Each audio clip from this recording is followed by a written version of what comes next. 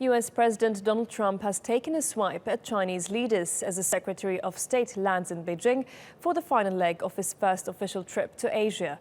Trump tweeted that China has done very little to contain threats posed by North Korea. The tweet comes as Tillerson has made Pyongyang's nuclear program a major theme of his tour of Asia. In Seoul, he told officials that decades of diplomatic efforts with the North have failed. And in China, Tillerson will have to make that case to what has been North Korea's closest ally.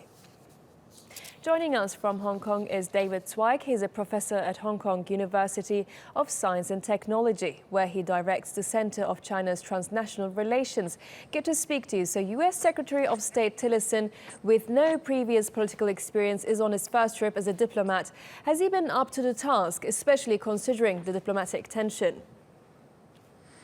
Well, I think he's got himself a very tough job to do, given the fact that he has now made the North Korean nuclear issue really the hallmark of this trip. There are lots of other things that he really wants and wanted to talk about, the preparation for Xi Jinping's visit to Mar-a-Lago in Florida, but I would think that his comments about North Korea will put this whole question right at the top of this visit. It's the first get-together between any senior person in the official get-together between a senior person in the Trump administration and the Chinese leadership. And he's going to get to see everybody in China. So it should be quite interesting few days for him.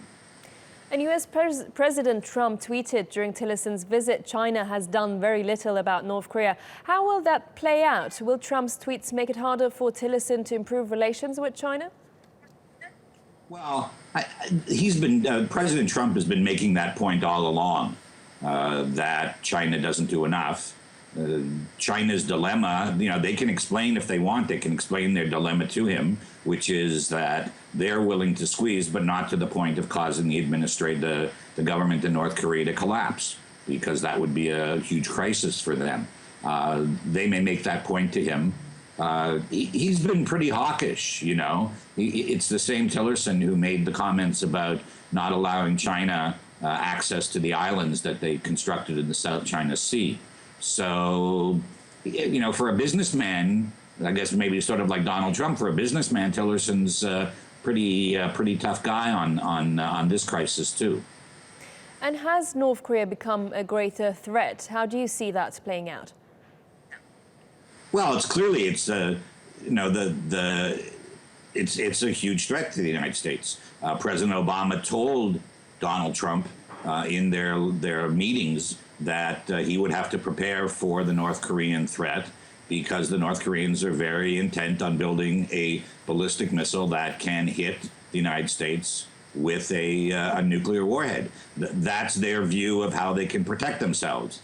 So in some ways, Tillerson coming on very, very strong doesn't solve much, because it'll just speed up the North Korean effort to build the nuclear weapon. And in China, the Chinese believe that the Americans have wasted opportunities to try and talk to the North Koreans. They would like to see the United States and the North Koreans talk and not take this kind of belligerency towards each other, though the counter-argument is, and I think it's the U.S. administration saying, 20 years of talking has really not solved the problem.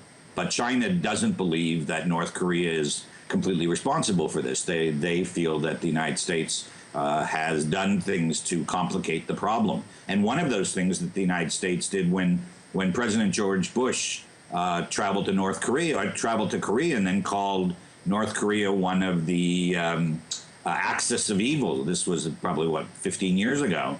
And that got the North Koreans very upset and really got their nuclear program going full tilt again. So challenging them doesn't seem to work, but then, trying to be really nice to them doesn't seem to work either. So it's really a dilemma. Thank you for joining us here on TRT World, David Zweig.